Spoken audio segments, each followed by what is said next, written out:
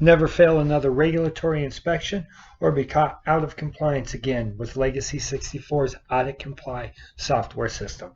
Our detailed software system has everything you need to ensure compliance, eliminate risk, and make sure all your employees know exactly what they need to do to be compliant within your facility. When you log in, this is your home page. As you can see at the top of the screen, we have our 4 different types of assessments. Below that, we have all of our different reporting features. Now, your reporting features are completely customizable. We can change these around. We can auto-populate any data. We can track any data that you want. Again, we can make this read any way that you want. It is truly customizable. As you can see, we have submitted assessments. These are the different audits that we have completed. So once an audit is completed and submitted, it will be tracked here. Our pending assessments. A pending assessment is an audit that has been scheduled but has not actually been started yet. In progress assessments is an audit that is in progress. It has been started, but it has not been completed and submitted. And an overdue assessment. That is an assessment that has been scheduled and assigned to a specific auditor, but it was not completed by its due date, so now it is an overdue assessment. On the left-hand side, you will see your menus bar. Here are all the different menu options that you have. We're going to start in our assets. Our assets are all of the different facilities that we want to keep compliant. For this demo purpose, everything is labeled as Acme High. As you can see, we are capable of going through every state that has legalization, medical use, adult use, whatever it is that you want to call it. But for this demo purpose, we're going to stay within Colorado. So as you can see, we have Colorado, all of our locations within Colorado. I have it specifically set up. We have our Colorado Springs locations and then our Denver locations. However, this is, again, completely customizable. You can set this up however you want. You can have multiple asset blocks. You can have one single asset block with all of your facilities listed under that. You can set it up by region, by district, again by state, however you want to do it. It is completely customizable. Then once you click on an actual location, has all of your information related to the specific location. So as you can see here, we have our address, any notes, the telephone number, zip code, website. All of this information also completely customizable. You can add it, you can subtract from it, whatever you want to do, you can do.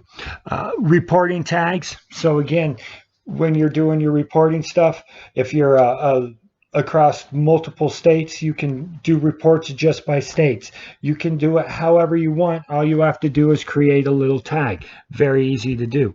All of your different users. Each facility will come with 3 licensed users. Then you will have as many task users as you want. Those are users that task items get assigned to. All of your different templates. All facilities come with over 80 preloaded templates. If there are additional templates that you want created, we will happily do that for you. You just have to let us know. Users are very simple. These are the actual users that are assigned to a specific facility. For this demo purpose, it is just myself.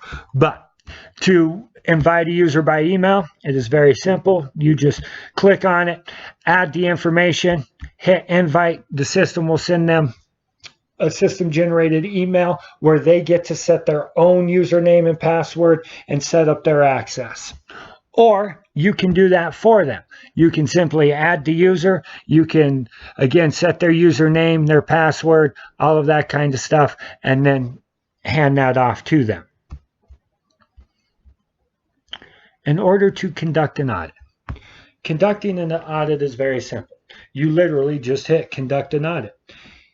If you had anything scheduled, which we do not for this demonstration purpose, but if you did, it would come up here. So for instance, you as an owner scheduled John Smith, manager of one of your facilities, to conduct this audit. That would list right here.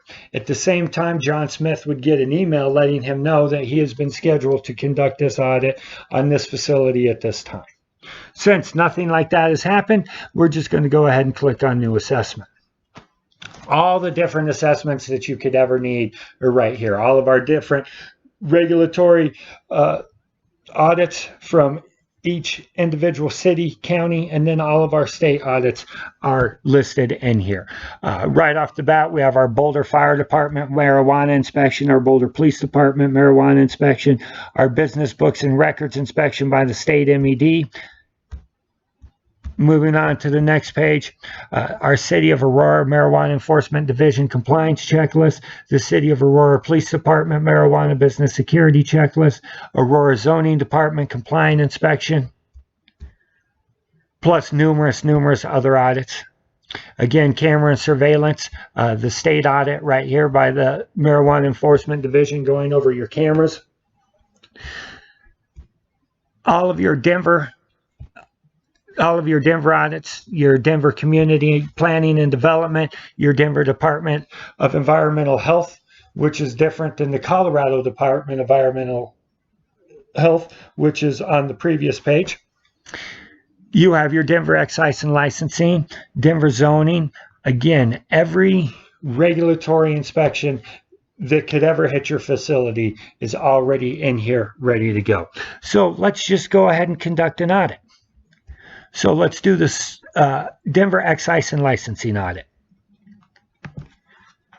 All we need to do is hit Start Audit. Then our facilities come up. As you can see, the Legacy 64 demo.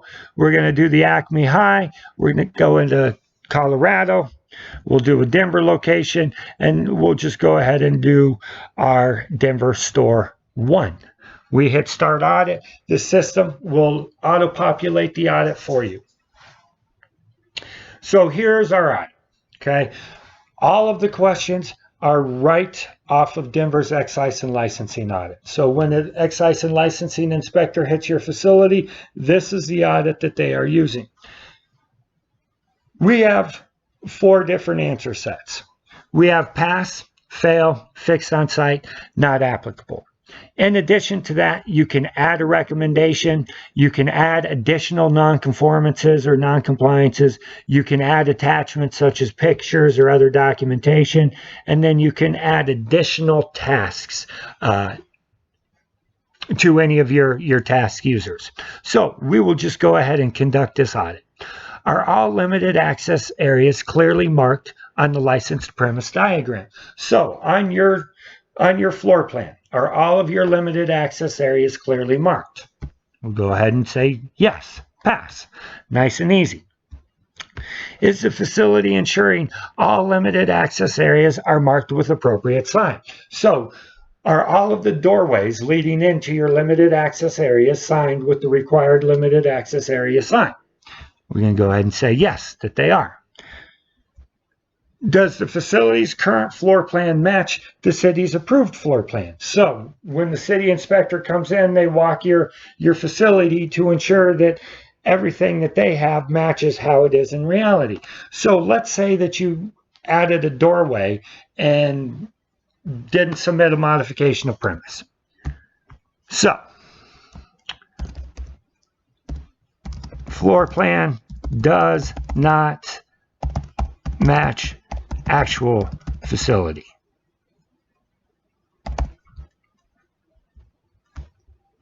All right. And we go ahead and fail. So now our answer automatically populates in our nonconformance box. And we have everything we need to start working through to ensure that we get this issue addressed and become compliant. So right off the bat, you can see that we have our due date. Due dates are automatically populated 30 days out from when the nonconformance happens or when the audit is being conducted. However, if you want to change that, you can change that to any day you like. You can make it immediate by clicking the same day, 7 days out, 10 days out, whatever it is. you can do that. So we'll go ahead and leave it as it is, due date of February 25th. Right now, it's not assigned to anybody, okay? But we want to get this fixed immediately, so I know that as the auditor, it's not my job to fix this, so I'm going to assign it to somebody who can fix it. So we go into all of our different users. All right. Again, for the demo purposes, we have our 3, but you can list all of your facilities employees in here. I'll go ahead and assign it to myself. Now, once I assign it to myself, I'm going to get an email alert that lets me know that I've been assigned a non-conformance task that I need to address. Now, we have all different kinds of categories that we can track for reporting purposes. You can create any category that you want. So, for instance, let's say you wanted to create an excise and licensing category and just track all of your non-compliance action items just under excise and licensing. You would simply create the category excise and licensing. For this simple one, we're going to do example category. Now we're going to go ahead and submit this. At this point in time, we have 2 options. If I was an auditor and this was something that I could fix myself and I assigned it to myself, I could just go ahead and click through the corrective action icon and knock this out myself. But since we assigned it to this Josh Davis individual, he is going to have to come through and do the corrective action plan. So we're just going to update and move on. So we've updated it. We'll close it out. As you can see,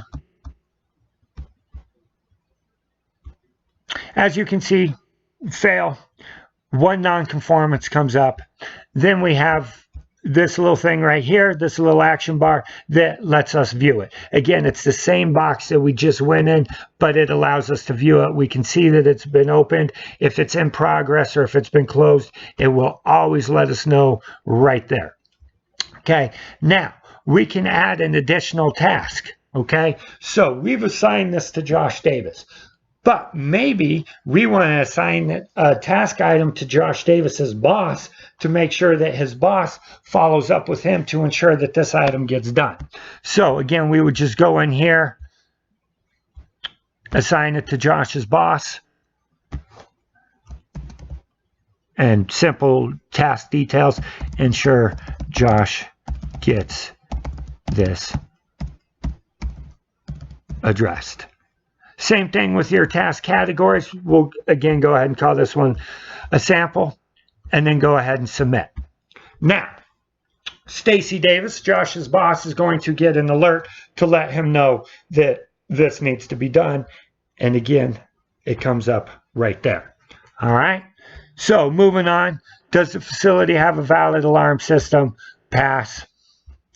Does the facility have properly installed working alarm system? Pass.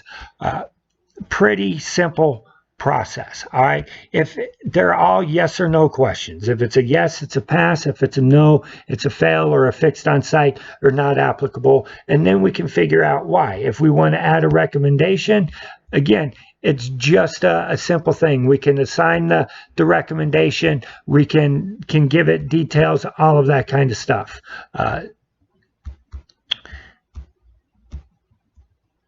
We can also just do a simple recommendation box that will auto-populate right underneath to let everyone know what any recommendations may have been. All right, so again, we'll just go through the rest of this and move on into some reporting features. Now, you see all of these little red boxes say mandatory fields. You have to score this question to move through the audit. If you do not score the question, if you skip a question, if you miss a question, it will not let you submit the audit if that question is a mandatory field.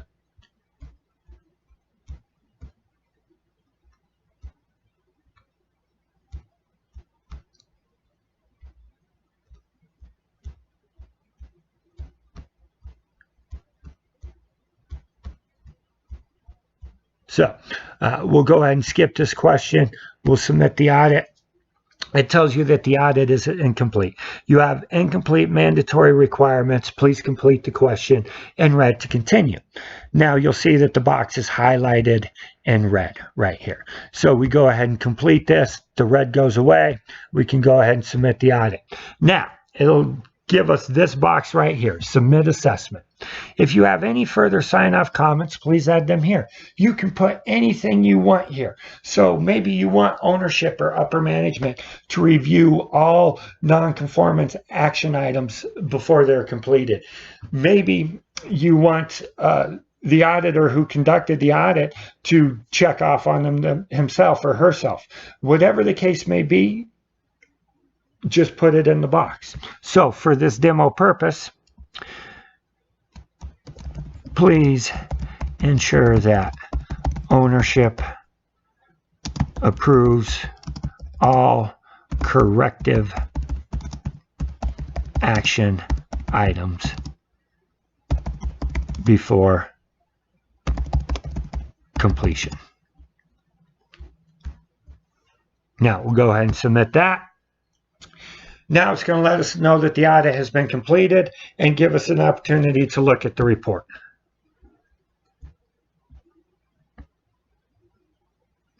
There we go. View report. So now the report auto-populates. Right off the bat, you can see that it comes up with your company logo. So Acme right here for the demo purposes, but your company logo will come up right here. And then you see it's Legacy 64, demo, Acme High, Colorado, and then the specific facility. All of this information right here, again, is completely customizable. You can customize these reports to auto-populate any information that you want. Right now, we have the name of the audit that we did. We did a Denver Excise and Licensing audit. Issued by. So this audit was issued by Josh Davis. But let's say, again, ownership issued it. Whatever that owner is or whoever said, hey, auditor, go do this audit, that will be the person that comes up with the issued by. Conducted by, pretty simple. Who conducted the audit? Again, the asset is the specific location that we did.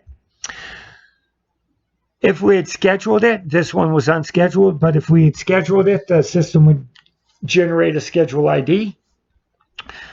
How we completed it. So I completed this on my desktop. However, if I would have completed it through the mobile app or on my iPad or on my phone, it would list that right here. Now, we got a 96% on this and it was a pass. Lets us know that this audit is compliant. If this audit was not compliant, and I will show you that here in a second, this will be different. Now, because this audit is still in review, our status is still in review. And then all of our dates. All right. Again, it wasn't scheduled, but if it was and it had a due date, it would come up right here. So if this audit was due January 31st, it would list it right here.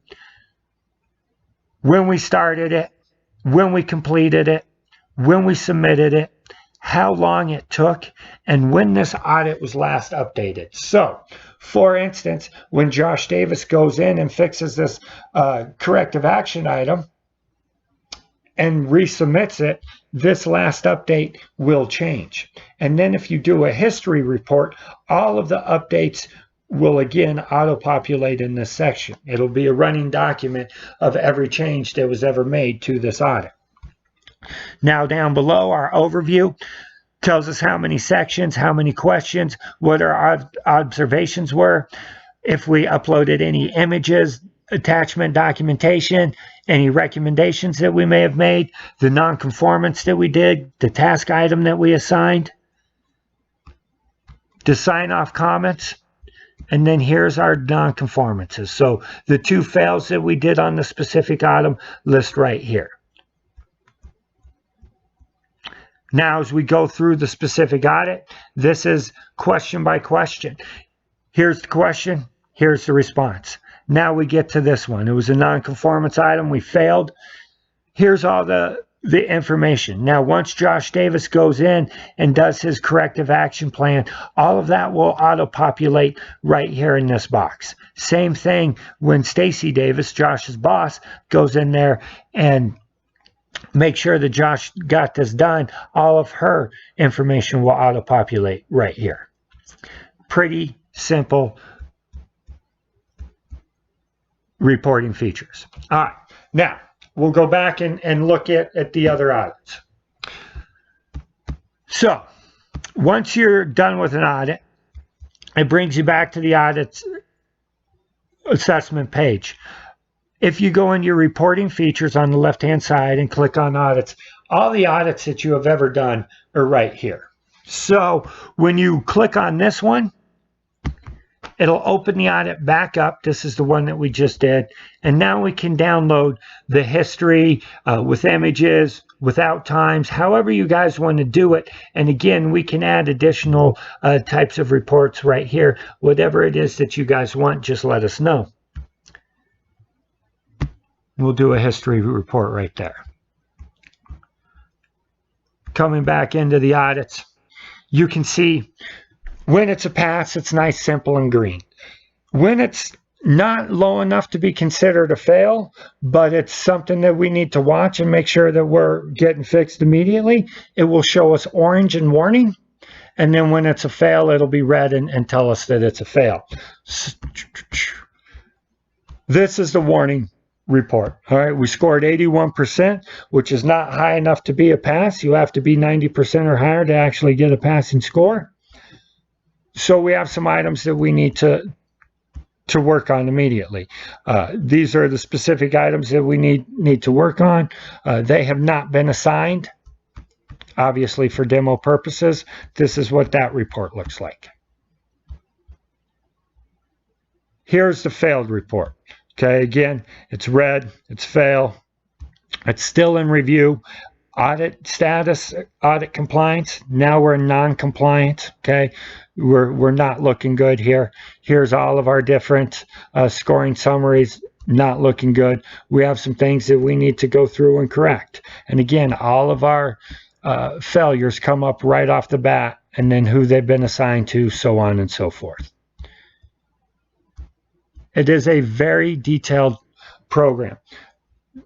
But for this demo purposes, that is all that we will get into today. I'm going to go back to the home screen real quick, and you will see that now we have 5 submitted audits because we just submitted another audit. With that said, again, never fail another regulatory audit or find yourself out of compliance again. Legacy 64's Audit Comply program will keep you compliant, will eliminate your risk, and will help raise the level of awareness throughout all your staff members so they can spot these items out before they ever become an issue.